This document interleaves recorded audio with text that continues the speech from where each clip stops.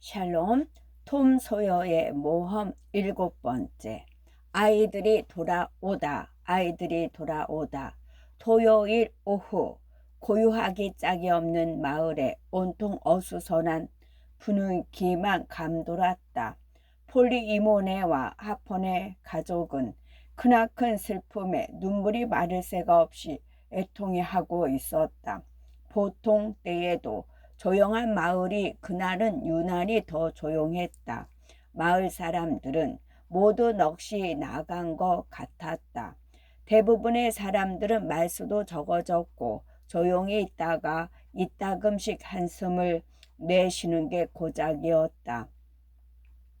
아이들도 학교를 가지 않는 토요일이 부담스럽기만 했다. 놀다 가도 흥이 나지 않아서 금방 그만두곤 했다.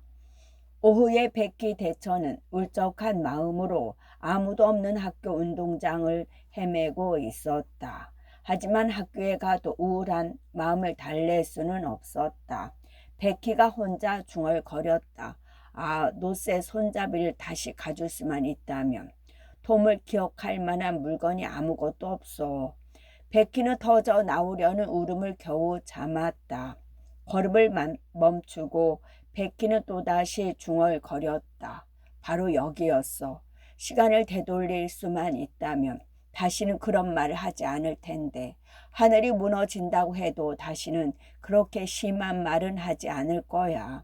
하지만 이제 톰은 없어. 이제 다시는 결코 2번 다시 볼 수 없겠지. 이런 생각을 하니 백희는 가슴이 무너져 내리는 것 같았다.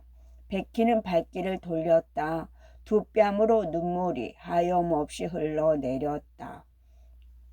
백희가 돌아간 다음 톰과 조의 친구들이 와서 울타리 너머로 학교를 바라보며 지난번에 톰이 이런 행동을 했고 또 조가 저런 말을 했다고 회상하면서 이야기를 나누었다.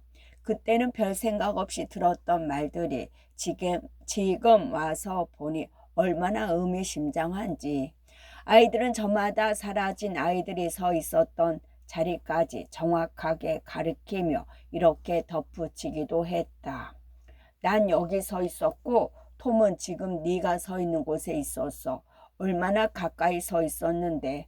그런데 톰이 웃음을 지었어. 뭔가 이상한 생각이 들더라고. 왠지 찜찜하기도 하고 말이야. 그때는 몰랐는데 지금 생각해보니 왜 그랬는지 알겠어. 그러다가 서로 죽은 아이들을 자기가 가장 마지막으로 봤다고 우기기 시작했다. 아이들은 말도 안 되는 주장을 하며 증거랍시고 별의별 이야기를 다 갖다 붙였다. 결국 누가 죽은 아이들을 마지막으로 보고 이야기를 나누었는지 결론이 내려지자 이 운조 몇몇 아이들은 자기들이 무슨 대단히 고귀하고 중요한 인물이라도 된 듯 우쭐해졌다. 다른 아이들은 입을 쩍 벌리고 한없이 부러워했다. 특별히 자랑할 만한 이야기거리가 없는 한 불쌍한 아이는 무슨 대단한 자랑거리라도 되는 듯 이렇게 말했다. 난 톰 소요한테 얻어맞은 적도 있다. 하지만 그런 이야기로 다른 아이들에게 부러움을 살 수 있다고 믿은 것이 착각이었다. 그런 일은 대부분의 아이들이 겪은 일이라 본전도 못 건진 셈이 되어 버렸다. 아이들은 한데 어울려 불이 죽은 목소리로 떠나간 영웅들에 대한 기억을 떠올리며 그 자리를 떠나갔다. 다음 날 아침 주일 학교가 끝나자 예배를 알리는 종소리 대신 추모식을 알리는 종이 울리기 시작했다. 고요하고 쓸쓸한 일요일이었다. 구슬픈 종소리에 사색에 잠긴 자연의 침묵이 잘 어우러지고 있었다. 마을 사람들은 잠시 교회당 입구에 모여 서성이며 이 비통한 사건에 대해 귓속말을 주고받았다. 하지만 예배당 안에 들어가자 다들 침묵을 지켰다. 장례식에 참석하기 위해 자기 자리를 찾아 들어가는 여자들의 옷자락 스치는 소리 말고는 아무 소리도 들리지 않았다. 이 작은 교회에 이렇게 많은 사람들이 모인 적은 일찍이 없었다. 드디어 다들 조용히 숨 죽이고 기다리고 있을 때 폴리 이모가 들어왔고 그 뒤로 시드와 메리가 들어왔다. 그리고 뒤이어 하퍼 가족이 들어왔다. 모두 검은색 옷을 입고 있었다. 교회에 모인 사람들은 나이든 목사까지 모두 경건한 마음으로 유족들이 맨 앞줄에 마련된 자리에 앉을 때까지 조용히 서서 기다렸다. 또다시 교회 안에는 침묵이 흘렀다. 이따금씩 숨죽여 흐느끼는 소리만이 침묵을 깨고 있었다. 목사가 두 팔을 벌리고 기도를 했다. 신금을 울리는 찬송가가 울려 퍼졌고 그 다음 성경 구절 낭독이 이어졌다. 나는 부활이며 생명이니. 예배가 진행되는 동안 목사는 가버린 아이들의 좋은 점, 사랑스러웠던 점들을 칭찬하면서 아이들의 창창한 미래에 대해서도 말했다. 목사의 설교를 들으려고 모여있던 사람들은 다들 가슴이 뜨끔했다. 아이들의 그런 면을 보지 못하고 편견을 가지고 지금까지 아이들의 허물과 단점만을 보아왔기 때문이었다. 목사가 가버린 아이들의 다정하고 순수하고 착한 성품이 드러난 감동적인 일화를 늘어놓았다. 그러자 사람들은 그것이 얼마나 소중하고 아름다운 일이었는지 새삼스럽게 깨닫게 되었다. 그때는 그런 일을 채찍으로 매를 맞아도 싼 아주 고약한 장난으로밖에 보지 못했던 것을 가슴 깊이 뉘우쳤다. 애처로운 이야기가 계속되자 사람들은 가슴이 무너져 내리는 슬픔에 유족들과 함께 울음을 터뜨렸다. 목사도 슬픔을 이기지 못하고 설교단에 선 채 흐느껴 울었다. 그때 교회 발코니에서 부스럭거리는 소리가 들렸다. 하지만 아무도 눈치채지 못했다. 잠시 뒤 문에서 끽 소리가 났다. 손수건으로 눈물을 훔치던 목사는 그 자리에 얼어붙은 듯 꼼짝하지 않았다. 한 사람 목사가 바라보는 곳을 돌아보았다. 곧 모든 사람들이 일제히 자리에서 뻘떡 일어섰다. 죽은 줄만 알았던 새 아이가 통로를 따라 걸어 들어오고 있었던 것이다. 톰이 맨 앞에 서고 조가 그 뒤를 이었으며 맨 뒤에 누더기를 입은 허크가 부끄러운 듯 슬금슬금 걸어 들어오고 있었다. 새 아이는 아무도 사용하지 않는 발코니에 숨어서 자신들의 장례식 설교를 듣고 있었던 것이다. 폴리 이모와 메리 그리고 하폰의 가족들은 돌아온 아이들에게 달려가서 입맞춤을 퍼부으며 감사의 기도를 쏟아냈다. 그러는 동안 아무도 반겨주는 사람이 없는 불쌍한 허크는 어떻게 행동을 해야 할지 어디에 숨어야 할지 몰라 거북스러운 표정으로 엉거주춤 서 있었다. 허크는 잠시 머뭇거리다가 슬금슬금 자리를 피하려 했다. 하지만 톰이 허크를 붙잡으며 말했다. 폴리 이모, 이건 불공평해요. 허크가 돌아온 것도 반겨주셔야지요. 그럼 물론이지. 잘 왔다 허크. 불쌍한 녀석. 엄마도 없는 불쌍한 녀석. 그래 반갑다. 느닷없이 폴리 이모가 애정과 관심을 보여주자 허크는 몸들 바를 몰라 더더욱 거북한 모양이었다. 갑자기 목사가 큰 소리로 외쳤다. 우리에게 이런 축복을 내려주신 하나님을 찬양합시다. 자, 다들 즐거운 마음으로 찬송합시다. 사람들은 기쁨의 찬송가를 불렀다. 찬송가 100장이 승리의 나팔 소리처럼 교회 안에 울려 퍼졌다.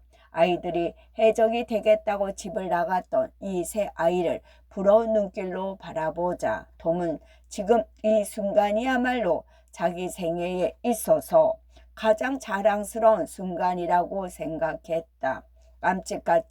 깜쪽같이 쏘갔던 사람들은 교회에서 걸어 나오며 이렇게 우렁차게 찬송가를 다시 부를 수만 있다면 얼마든지 쏘가 넘어가도 상관없다고 말했다. 톰은 그날 하루 동안 폴리 이모의 변덕스러운 기분에 따라 매를 맞기도 하고 입맞춤을 받기도 했다. 1년 동안에 받을 벌과 사랑을 하루 동안 다 받은 것 같았다. 톰은 어느 쪽이 하나님에 대한 더할 수 없는 감사의 표시이며 어느 쪽이 자기에 대한 애정을 나타내는 것인지 알 수가 없었다. 신통한 꿈 이야기, 신통한 꿈 이야기. 동료 해적들과 집으로 돌아와 자기들의 장례식에 참석하는 일. 그것이 바로 톰의 엄청난 비밀 계획이었다. 아이들은 토요일 저녁 통나무를 타고 미주리 강가를 건너 마을에서 8, 9km 떨어진 강하류에 도착했다. 그리고 마을 어귀에 있는 숲에서 새벽이 밝아올 때까지 눈을 붙인 다음 후미진 뒷골과 골목길을 통해 몰래 마을로 숨어 들어와서는 못쓰게 된 의자들이 여기저기 널려있는 교회의 발코니에서 잠을 보충했다. 월요일 아침 식사 때 폴리 이모와 메리는 톰에게 아주 다정하게 대해주면서 원하는 것은 무엇이든지 들어주었다. 여느 때와 달리 그날은 서로 많은 대화를 나누었다. 이야기 도중에 폴리 이모가 불쑥 물었다. 어쨌든 그건 결코 잘한 짓이 아니다, 톰. 너희들이야 신나게 지냈겠지만 모두도 일주일 동안 얼마나 고통스러웠는지 모른다. 인정머리 없이 이 이모 속을 그토록 썩이다니.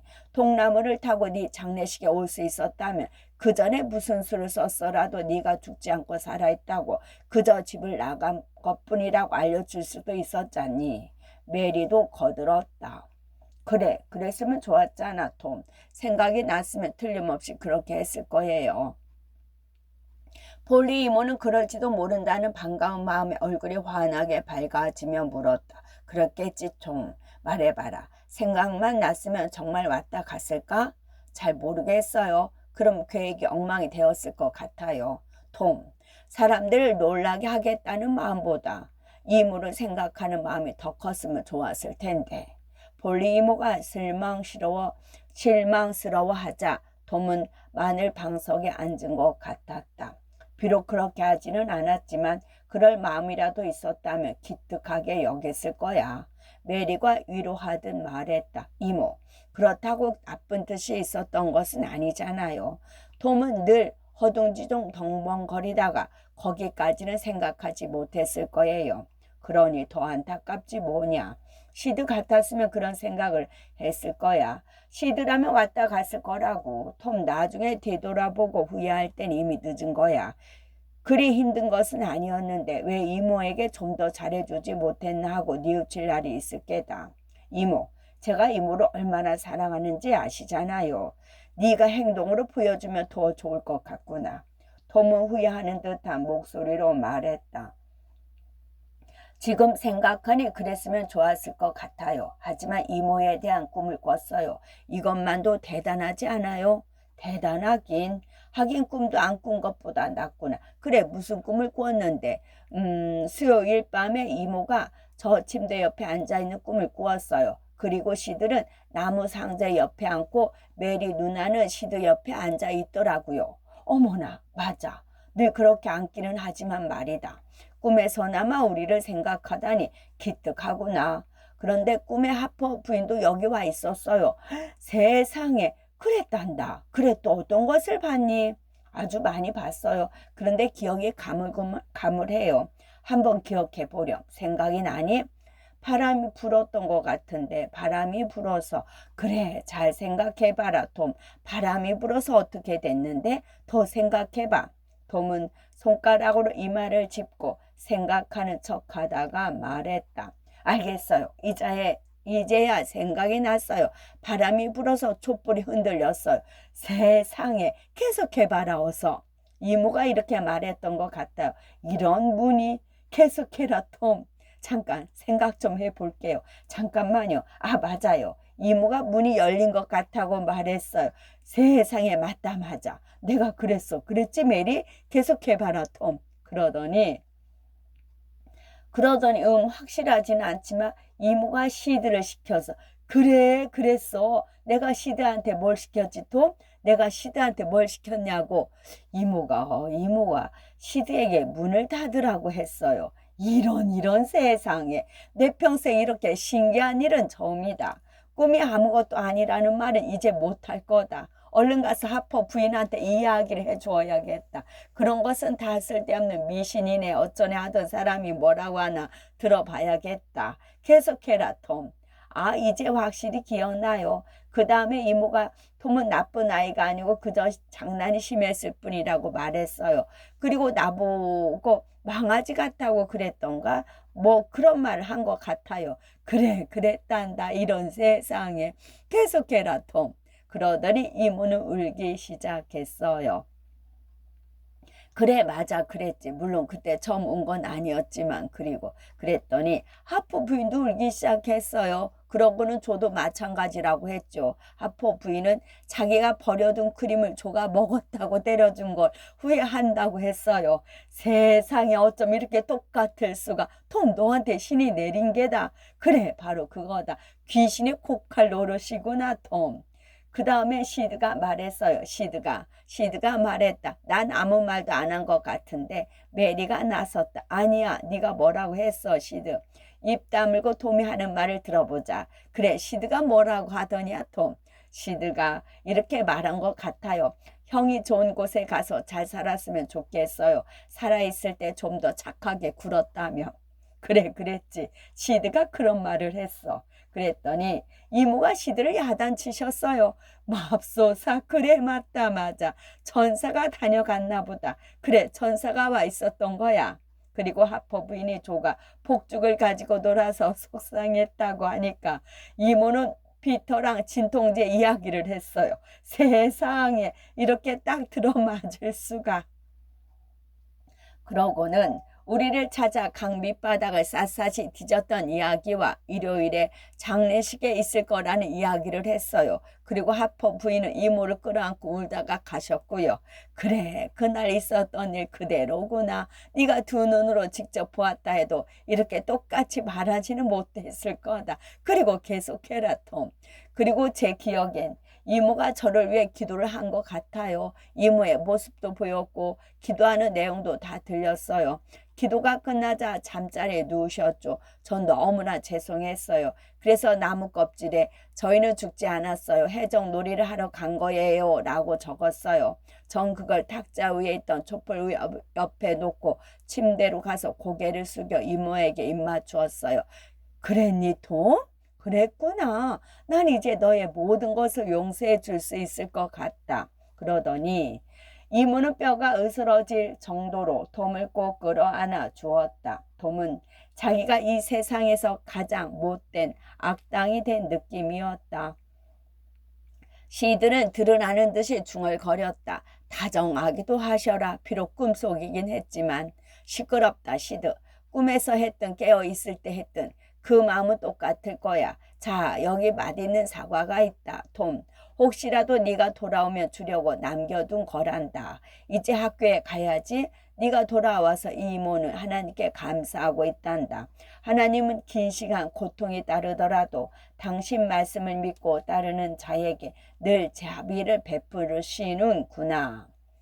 이렇게 하찮은 존재인 나한테까지도 말이다. 하긴 그럴 자격이 있는 자에게만 축복을 내리시고 그들이 험한 길을 걸어갈 때만 손을 내밀어 인도하신다면 이 땅에서 웃음 지을 사람이 몇이나 되고 이 세상에서 삶을 마치고 하나님의 품으로 갈 수 있는 사람은 또 몇이나 되겠니? 자, 어서들 가거라. 너희들 때문에 이모 일이 많이 밀렸구나. 아이들이 학교에 가자 이모는 하퍼 부인의 집으로 건너갔다. 톰의 신통한 꿈 이야기로 눈에 보이는 것만 믿는 철저한 현실주의자인 하퍼 부인의 믿음을 깨줄 작정이었다. 한편 똑똑한 시드는 미심쩍은 생각이 들었지만 아무 말도 하지 않았다. 시들은 이런 생각을 하고 있었다. 말도 안 돼. 꿈이라면 한 군데도 틀린 곳이 없으니 꿈이라면서 한 군데도 틀린 곳이 없으니 톰은 그야말로 영웅이 되어 있었다. 톰은 이제 호들갑스럽게 뛰거나 까불지 않았다. 무게를 잡으면서 마치 사람들의 눈길을 끄는 유명한 해적처럼 거드름을 피우며 걸었다. 사실 모두들 톰을 쳐다보고 있었다. 톰은 되도록 그런 눈길과 수근거리는 소리에 신경 쓰지 않으려고 애썼다. 하지만 그런 관심은 톰에게는 없어서는 안 될 활력소였다. 톰보다 어린 아이들은 톰의 뒤를 졸졸 따라다니면서 그저 가까이 있다는 것만으로도, 아니 톰이 가까이 있게 해주는 것만으로도 뿌듯함을 느꼈다. 톰은 행진할 때 선두에 서서 북을 치는 사람이나 아니면 동물 서커스단을 이끌고 마을로 들어오는 코끼리와도 같았다. 톰의 친구들은 톰이 사라졌다 다시 돌아왔다는 사실을 애써 부인하며 관심 없는 척하려고 했지만 속으로는 부드러워 죽을 지경이었다. 아이들은 어떤 대가를 치르더라도 톰처럼 햇볕에 그슬린 까무잡잡한 피부를 갖고 싶었고 화려한 명성 또한 몹시 담이 났다. 물론 톰도 서커스단을 통째로 준다고 해도 바꿀 생각이 전혀 없었다. 학교에서 아이들은 톰과 조를 대단한 인물로 여겼고 부럽고 존경하는 눈빛을 감추지 않았다. 두 영웅은 눈꼬실 정도로 거드름을 피웠다.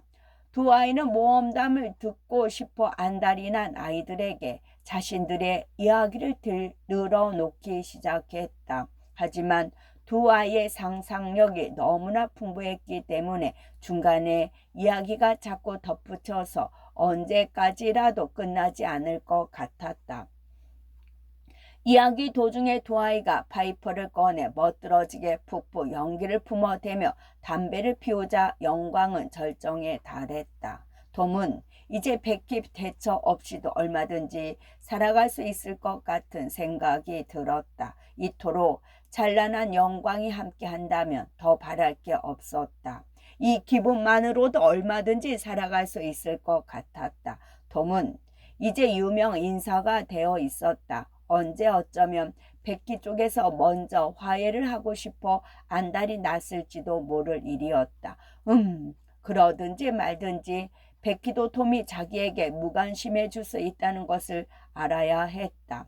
드디어 베키가 나타났다.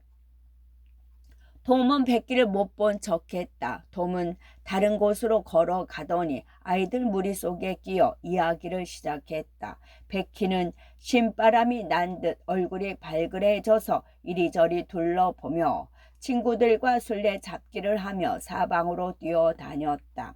친구를 잡으면 베키는 유난히 까르르 웃어댔다. 톰은 베키가 꼭 자기 근처에 있는 친구들을 잡는다는 것을 눈치챘다. 그리고 톰을 힐끗힐끗 쳐다보고 있다는 것도 알았다. 베키의 그런 행동을 알면서도 톰은 베키에게 마음을 주지 않고 점점 더 짓궂게 일부러 베키를 무시하듯 딴청을 부렸다. 그러자 베키는 더 이상 이리저리 뛰어다니지 않고 한숨을 내쉬었다. 베키는 이따금씩 톰이 있는 쪽을 남몰래 애처로운 눈빛으로 훔쳐보았다. 베키는 톰이 유독 에이미 로렌스와 더 다정하게 이야기하고 있는 것을 알아차렸다. 베키는 가슴이 찢어지는 듯 했다. 마음이 혼란스럽고 불안했다. 베키는 그 자리를 떠나려고 했지만 발걸음이 떨어지지 않았다. 어느새 베키는 아이들이 모여있는 쪽으로 걸어가고 있었다. 베키는 속이 뻔히 들여다 보이지만 톰에게 바싹 붙어있는 한 여자아이에게 말을 걸었다. 메리 오스틴, 너 정말 나빠. 왜 주일학교에 안 나왔니? 무슨 소리야? 갔는데 나 못 봤어? 어머, 그래? 어디에 앉아 있었는데? 나야 늘 피터 선생님 반에 가잖아. 난 너 봤는데? 그랬어? 근데 왜 난 널 못 봤지? 사실 소풍 때문에 너한테 할 말이 있었거든. 야, 그거 신나겠다. 누가 준비하는 건데? 우리 엄마가 준비해 주신대. 어머나, 그래? 나도 초대해 주시면 좋겠다. 그럴 거야. 나를 위해 여는 파티니까 내가 원하는 사람이라면 누구든지 다 오라고 하실 거야. 정말 잘 됐다. 언제 할 건데? 아마 방학 때쯤 하게 될 거야. 와, 정말 재미있겠다. 남자아이들이랑 여자아이들 모두 부를 거니? 그럼 내 친구들은 다 부를 거야. 그리고 친구가 되고 싶어 하는 아이들도 다. 베키는 이렇게 덧붙이면서 슬쩍 톰이 있는 쪽을 바라보았다. 하지만 톰은 에이미 로렌스에게 섬에 있을 때 무시무시하게 불어닥친 폭풍우에 대해 떠들고 있었다. 톰은 번개가 단풍나무를 산상조각 냈을 때 자기는 거기서 불과 1미터도 떨어지지 않은 곳에 있었다는 이야기를 하느라 정신이 없었다. 그레이시 밀러가 물었다. 그럼 나도 가도 되니? 그래. 셀리 로저스도 물었다. 그럼 난? 너도? 수시 하퍼가 물었다. 나는? 그리고 조파도 가도 돼? 응. 그런 이야기가 계속되었다. 아이들은 신이 나서 박수를 쳤다. 모여있던 아이들은 모두 자기를 초대해 달라고 부탁했지만 톰과 에이미는 관심이 없는 것 같았다. 톰은 쌀쌀맞게 돌아서더니 에이미와 함께 이야기를 나누면서 걸어가 버렸다. 베키는 입술이 파르르 떨리고 눈물이 찔끔 나왔다. 베키는 속마음을 감추고 애써 즐거운 척하며 아이들과 제잘거렸다. 하지만 이제 소풍이고 뭐고 좋은 시절은 다 지나간 듯 싶었다. 이제 모든 것이 끝난 셈이었다. 베키는 되도록 빨리 그 자리를 벗어나 아무도 없는 곳에 숨어서 한바탕 펑펑 울기 시작했다. 베키는 자존심이 상해서 한참 동안 축 처진 어깨로 앉아 있었다. 수업을 알리는 종이 울렸다. 베키가 일어섰다. 두 눈은 복수심으로 이글이글 타올랐다. 베키는 따내린 머리채를 휙 뒤로 넘기고는 어디 두고 보자 하고 중얼거렸다.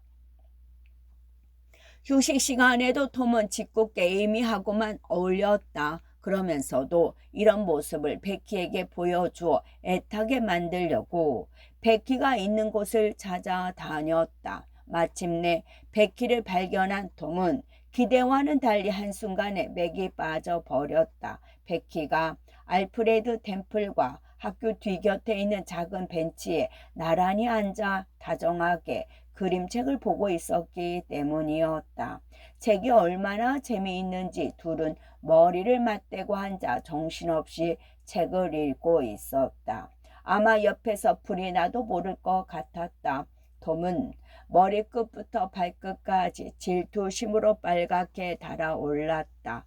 베키가 화해의 손을 내밀었을 때 그 손을 뿌리친 자신이 너무나 원망스러웠다. 톰은 어리석은 자신을 탓하면서 스스로에게 욕이란 욕은 다 퍼부었다. 톰은 분에 못 이겨 울음이 터져 나올 것만 같았다. 에이미는 마냥 신이 나서 조잘조잘 떠들어댔지만 톰은 아무 말이 없었다. 톰은 에이미가 하는 말을 전혀 듣고 있지 않았다. 이따금 에이미가 말을 잠시 멈추고 톰의 대답을 기다릴 때마다 톰은 더듬더듬 얼버무렸고 엉뚱한 대답을 할 뿐이었다. 톰은 계속 학교 뒷곁을 서성였다. 그러면서 이글거리는 눈으로 얄미운 모습을 계속 지켜보았다. 어쩔 수가 없었다. 베키 대처가 톰이라는 아이가 이 세상에 있는지 없는지조차 신경 쓰지 않는다는 생각이 들자 톰은 화가 머리끝까지 치밀어 올랐다. 그러나 베키는 톰을 보고 있었다. 베키는 톰과의 싸움에서 자기가 이겼다는 것을 알았다. 톰이 자기가 그랬던 것처럼 괴로워한다는 것을 알고는 속으로 만세를 불렀다. 아무것도 모르고 신이 나서 떠드는 에이미의 수다를 톰은 더 이상 참으며 듣고 있을 수가 없었다. 톰은 넌지시 가서 해야 할 일이 있다고 하면서 시간이 없다고 둘러댔다. 하지만 소용이 없었다. 에이미는 아랑곳 하지 않고 계속 떠들어댔다. 톰은 생각했다. 이런 젠장 죽을 맛이네. 얘를 어떻게 떼어버린담? 마침내 톰은 꼭 해야 할 일이 있다고 말했다. 그러자 에이미는 눈치도 없이 수업이 끝나면 기다리겠다고 말했다. 그래서 톰은 간신히 에이미한테서 빠져나올 수 있었다. 톰은 에이미가 귀찮아 죽을 지경이었다. 톰은 이를 갈면서 생각했다. 다른 놈이라면 또 몰라도 왜 하필 세인트루이스에서 온 그 녀석이야? 자기가 옷을 제일 잘 입고 다닌다고 멋있는 줄 아는 그 뺀질이 녀석하고. 좋아. 이 마을에 처음 온 날 너 나한테 혼 좀 났지? 내가 오늘 또 한번 손봐주마. 걸리게만 해봐라. 내가 당장. 그러더니 톰은 눈에 보이지도 않는 상대를 마구 때리는 신용을 했다. 손을 휘두르고 발로 차고 갈기고. 오, 그래, 덤비겠다고? 어디 한번 해보시지. 자, 덤벼. 톰은 잊지도 않은 적을 속이 시원해질 때까지 실컷 두들겨 팼다. 톰은 점심시간이 되자 재빨리 집으로 도망쳤다. 아무것도 모르고 마냥 즐거워하는 에이미를 양심의 가책이 되어 더 이상 두고 볼 수가 없었던 것이다. 게다가 불타오르는 질투심 때문에 견디기 어려웠다. 한편 베키는 또다시 알프레드와 그림책을 보기 시작했다. 시간이 더디 갔다. 그런데 웬일인지 약을 올려줄 톰의 모습은 보이지 않았다. 찬란했던 승리는 어느새 빛이 바랬고 베키는 곧 의욕을 잃었다. 마음이 무겁고 머릿속에는 아무 생각도 나지 않았다. 베키는 울적해졌다. 발자국 소리가 날 때마다 귀를 쫑긋 세웠지만 번번이 헛된 바람이었다. 톰은 나타나지 않았다. 그러자 베키는 더 할 수 없이 비참한 느낌이 들었다. 이를 이 지경까지 몰고 오지 않았다면 좋았을 걸 하고 후회했다. 아무것도 모르는 불쌍한 아프레드는 베키가 갑자기 그림책에 흥미를 잃은 것 같아 일부러 계속 큰 소리로 말했다. 와, 굉장한데? 이것 좀 봐. 결국 인내심을 잃은 베키가 벌컥 화를 냈다.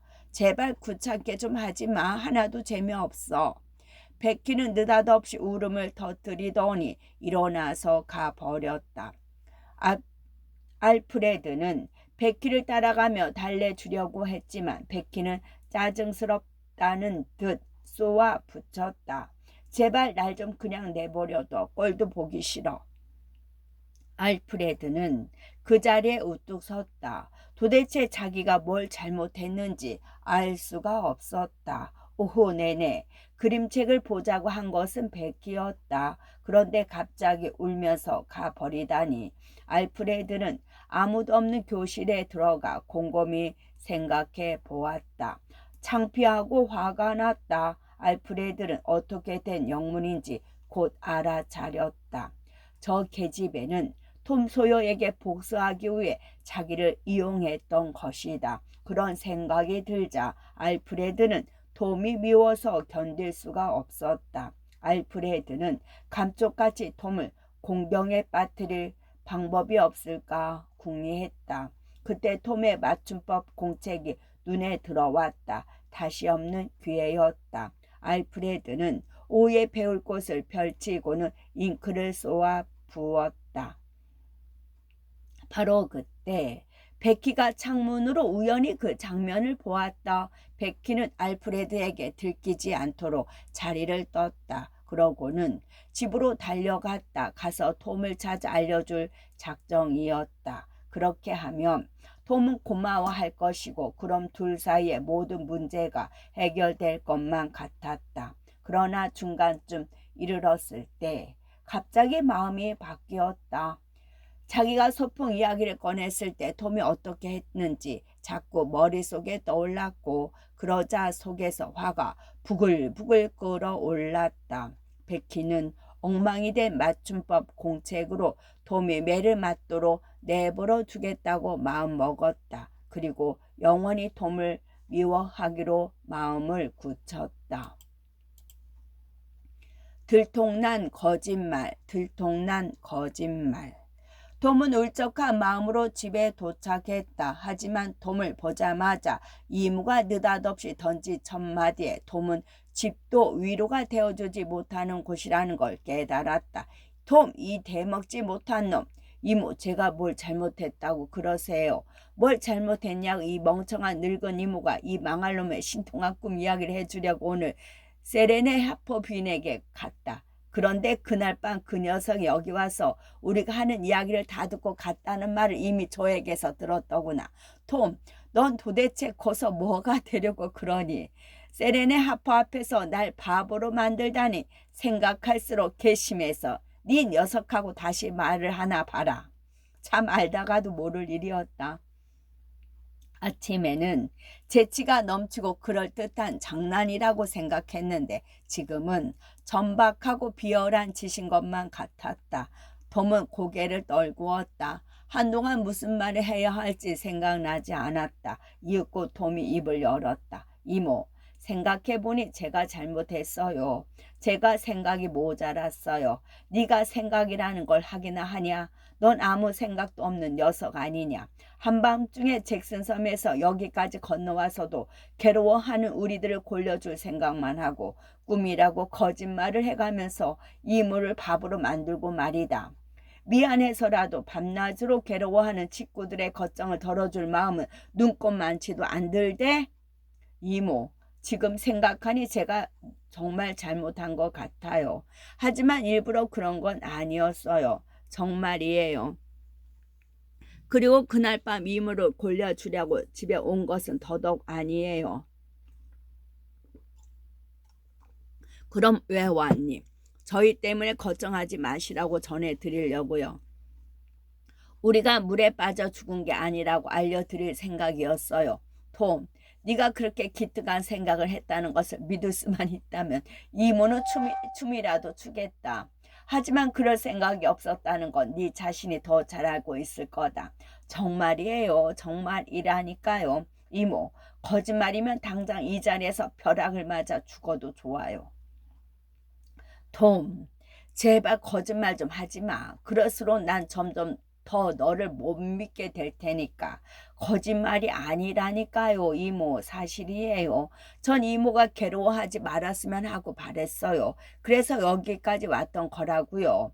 그 말을 믿을 수만 있다면 이 세상을 다 준다고 해도 아깝지 않을 거다. 모든 걸 용서할 수도 있겠지. 설사 네가 도망쳐서 나쁜 짓을 했다고 해도 이모는 기뻐했을 거다. 하지만 이해가 안 돼. 왜 그때 나한테 말하지 않았니? 이모가 장례식 이야기를 하는 걸 듣고는 갑자기 장례식 날 돌아와서 교회에 숨어 있다가 놀라게 해드려야지 하는 생각이 떠올랐거든요. 멋진 계획을 망치고 싶지 않았어요. 그래서 전 나무 껍질에 쓴 편지를 다시 주머니에 놓고 아무 말 하지 않기로 한 거예요. 나무 껍질? 우리가 해적놀이를 하러 집을 나간 거라고 쓴 나무 껍질이에요. 지금 생각해보니 제가 이모한테 입맞춤 할 때 차라리 이모가 잠에서 깼더라면 좋았을 걸 그랬어요. 정말이에요. 이모의 얼굴에 굵게 잡혔던 주름이 조금 퍼졌다. 이모가 따뜻한 눈빛로 물었다. 정말 나한테 입을 맞추었니, 톰? 그럼요, 그랬죠. 정말이냐, 톰? 그럼요, 이모. 거짓말 아니에요. 왜 나한테 입을 맞추었니, 톰? 그야 이모를 사랑하니까요. 그리고 이모가 슬퍼하면서 누워 계신 것을 보니까 너무 죄송하더라고요.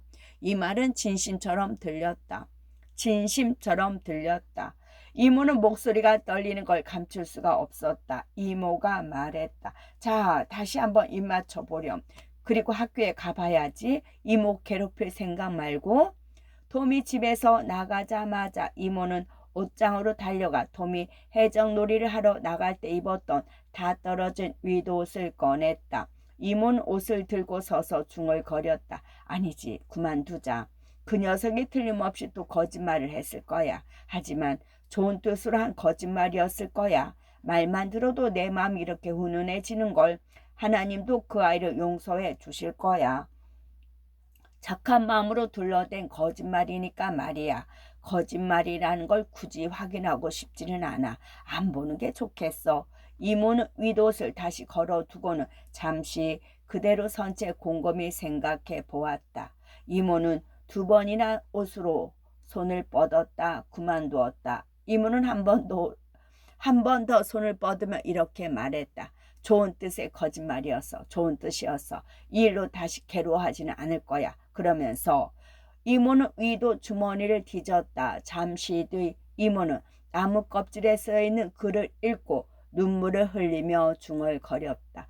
그 애가 수없이 많은 잘못을 저지른다 해도 난 그 애를 용서할 수 있을 것 같아. 베키와 화해하다. 베키와 화해하다.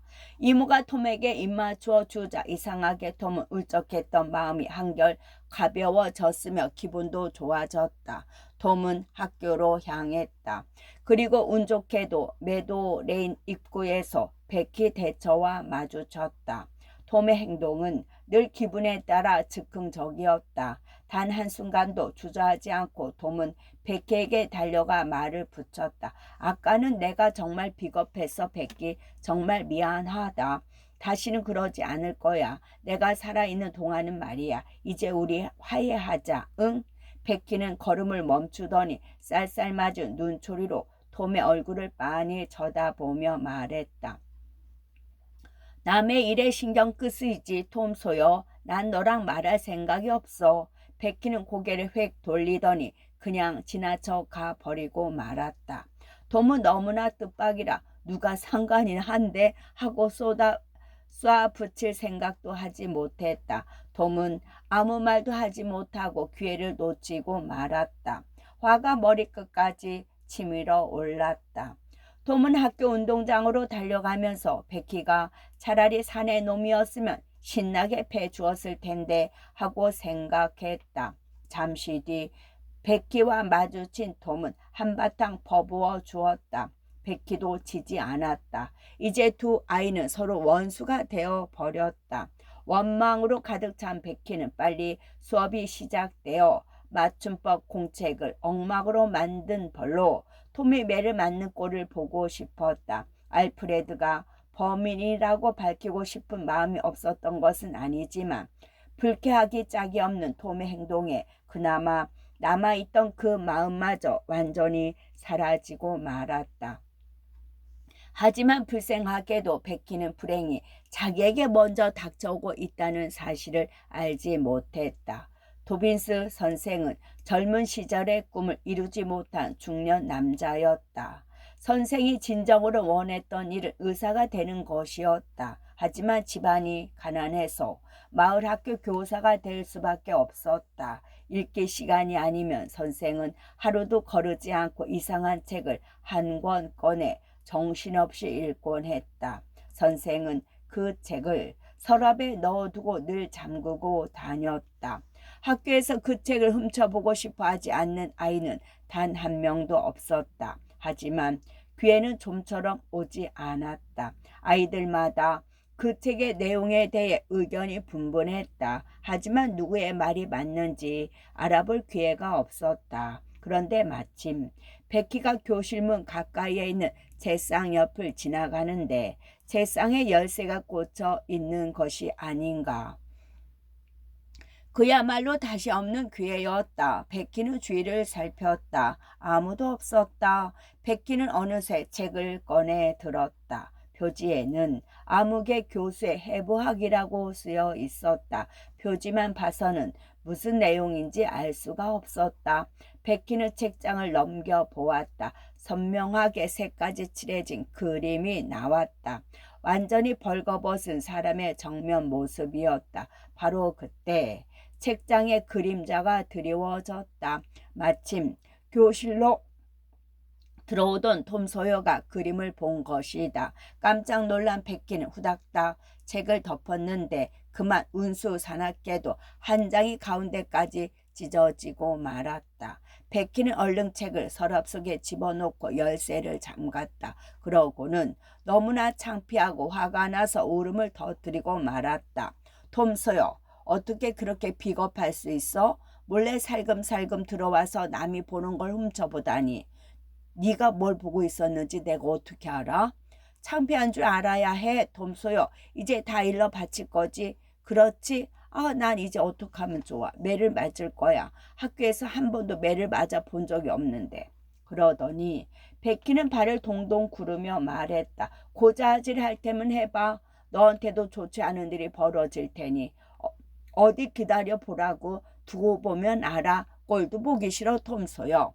베키는 그렇게 말하더니 엉엉 울면서 교실 밖으로 뛰어나갔다. 톰은 베키가 흥분해서 무섭게 쏴붙이자 얼떨떨해서 멍하니 서 있었다. 톰은 혼자말로 중얼거렸다. 여자애들이란 참 희한한 동물이야. 학교에서 한 번도 매를 맞아 본 적이 없다니 웃기고 있네. 매 맞는 게 뭐 그리 대수라고. 계집 애들은 어쩔 수 없다니까. 소심하고 겁만 많이 가지고 내가 도비스 선생님한테 일러 바칠 거라고 생각하나 보지. 그렇게 야비하게 굴지 않아도 얼마든지 복수할 방법은 많은데 말이지. 그렇게 하지 않아도 들통날 게 뻔하잖아. 도비스 선생님이 누가 책을 찢었냐고 물어보면 아무도 대답하지 않을 거고, 그런 선생님은 늘 그랬듯이 한 사람 한 사람 물어볼 텐데, 그러다 범이 차례가 되면 말하지 않아도 금방 알 거야. 여자아이들은 배짱도 없어서 얼굴에 나타날 테니까. 그나저나 잘못하면 베키가 매를 맞게 되겠구나.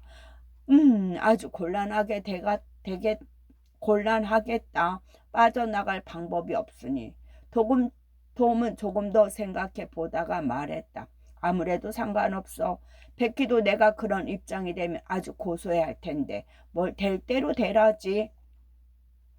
톰은 밖으로 나가 아이들과 뛰어놀았다. 잠시 후 선생이 도착했고 수업이 다시 시작되었다. 톰은 수업에는 별 흥미가 없었다. 여자아이들 쪽을 힐끔힐끔 훔쳐볼 때마다 베키의 얼굴이 마음에 걸렸다. 지금까지 있었던 일을 되돌아보면 베키를 동정하고 싶지 않았다. 그런데도 자꾸 마음이 쓰이는 것을 어쩔 수가 없었다. 앞뒤 상황을 따져보면 기뻐해야 하는데 조금도 기쁘지 않았다. 그러다 곧 맞춤법 공책 사건이 터졌다. 톰은 당장 코앞에 닥친 일 때문에 다른데 신경 쓸 겨를이 없었다. 베키는 자기 문제만으로도 걱정이 태산 같았지만 톰의 문제도 몹시 신경이 쓰였다. 톰이 자기가 쏟은 것이 아니라고 부인해도 공경에서 빠져나갈 수 있을 것 같지 않았다. 베키의 예상대로 톰이 우기면 우길수록 상황은 더욱더 불리하게 돌아갔다. 베키는 그런 꼴을 보면 고소할 줄 알았다. 베키는 잘된 일이라고 생각하려고 애써 보았지만 웬일인지 그런 마음이 들지 않았다. 상황이 점점 나빠지자 베키는 벌떡 일어나 알프레드가 그랬다고 말해버리고 싶은 충동이 일었다. 하지만 베키는 애써 꾹 참았다. 어차피 톰도 내가 책을 찢었다고 고자질할 테니까 톰을 위해 한마디도 하지 말아야지. 톰은 매를 맞고 제자리에 돌아갔다. 하지만 그렇게 억울한 생각은 들지 않았다. 어쩌면 장난을 치다가 자기도 모르는 사이에 맞춤법 공책에 잉크를 쏟았을지도 모른다는 생각이 들어서였다. 하지만 그래도 무조건 잘못했다고 할 수는 없었다. 한 번은 우겨보아야 했다. 그리고 한 번 우겼으면 끝까지 버티는 게 톰의 원칙이었다. 1시간이 흘렀다. 선생은 의자에 앉아 꾸벅꾸벅 졸고 있었다. 아이들이 공부하는 소리가 꿀벌이 붕붕대는 듯 나분하게 들렸다. 잠시 뒤 로비스 선생은 똑바로 허리를 세워 앉더니 하품을 했다. 그러고는 열쇠를 돌려 책상 서랍을 열고는 손을 뻗어 책을 잡았다. 선생은 책을 꺼낼까 말까 잠시 고민하는 듯했다. 대부분의 아이들은 별 생각 없이 선생의 행동을 쳐다보았다. 하지만 두 아이는 선생의 행동 하나하나를 놓치지 않고 열심히 쳐다보고 있었다. 도빈스 선생은 한동안 손가락으로 책을 만지작거리더니 책을 꺼내 들고 의자에 앉은 채 읽기 시작했다. 톰은 백기를 힐끗 쳐다보았다. 백기는 마치 누군가가 머리에 총부리를 갖다 대어 꼼짝 못하게 하고 덜덜 떨고 있는 토끼처럼 보였다. 순간 톰은 백기와 있었던 일을 다 잊어버리고 말았다. 빨리 사태를 수습해야 했다. 그것도 되도록 빨리. 그러나 상황이 얼마나 급박했던지 재치 있는 톰의 기발한 머리조차 텅 빈 듯했다. 톰은 문득 좋은 생각이 떠올랐다. 잽싸게 달려나가 책을 휙 낚아챈 다음 밖으로 도망쳐야지. 그러나 잠시 마음이 흔들리는 사이 귀에는 날아가 버리고 말았다. 선생이 이미 책을 펼치고 있었다. 다시 한번 기회가 온다면. 그러나 이미 때는 늦었다. 베키를 도와줄 방법이 없구나 하고 톰은 속으로 중얼거렸다. 다음 순간 선생은 책에서 눈을 떼고 아이들을 노려보았다. 아이들은 모두 눈을 아래로 깔았다. 아무 잘못이 없어도 선생의 눈을 보면 모든 아이들이 벌벌 떨며 겁을 먹었다. 잠시 침묵이 흘렀다. 선생은 점점 더 화가 나는 모양이었다. 마침내 선생의 불호령이 떨어졌다. 누가 이 책을 찢었지? 아무 소리도 들리지 않았다. 바늘 떨어지는 소리도 들릴 만큼 교실은 쥐 죽은 듯 조용했다. 선생은 범인을 찾기 위해 아이들의 얼굴을 하나하나 샅샅이 살피고 있었다. 벤저민 로저스, 네가 그랬니? 아니라고 했다. 또다시 침묵이 흘렀다. 조셉 하퍼, 너냐? 또다시 아니라는 대답이 들렸다. 피를 말리는 듯한 신문이 천천히 진행되는 동안 톰은 점점 더 초조해졌다. 선생은 남자아이들이 앉아있는 쪽을 한동안 유심히 쳐다보았다. 그러더니 여자아이들이 앉은 쪽을 돌아보았다. 에미 로렌스? 에미가 고개를 가로저었다. 그레이시 밀러? 똑같은 반응이었다. 수잔 하퍼? 너냐? 아니라는 대답이 나왔다. 그 다음 차례는 바로 베키 대처였다. 톰은 머리끝부터 발끝까지 온몸이 부들부들 떨렸다. 희망이 없었다. 레베카 대처? 톰은 베키의 얼굴을 쳐다보았다. 베키는 겁에 질린 나머지 얼굴이 하얗게 질려 있었다. 아니, 내 얼굴을 똑바로 봐라. 베키는 용서를 빌려고 손을 들었다. 네가 이 책을 찢었니? 그 순간 톰의 머리에 번개처럼 떠오르는 생각이 있었다. 톰은 벌떡 일어나 소리쳤다. 제가 찢었습니다. 반 아이들은 모두 이 어리석은 행동에 놀라서 두 눈이 휘둥그레졌다. 톰은 잠시 정신을 가다듬으며 서 있었다. 톰은 벌을 받기 위해 앞으로 걸어 나갔다. 놀라움과 고마움 그리고 감격이 뒤범벅된 베키의 눈길을 보자 톰은 100대를 맞아도 상관없을 것 같았다. 자신의 행동에 스스로 감격한 톰은 여느 때보다도 모진 로비슨 선생의 매질을 소리 한 번 지르지 않고 자만했다. 그리고 학교가 끝난 뒤에 2시간 동안 남아 있으라는 억울한 벌도 달게 받아들였다. 형벌에서 풀려나면 밖에서 누가 기다리고 있을지 알고 있었기 때문이다. 지루한 시간이었지만 손해보는 것만은 아니었다. 그날 밤 톰은 잠자리에 누워 알프레드 템플에게 복수할 계획을 세웠다.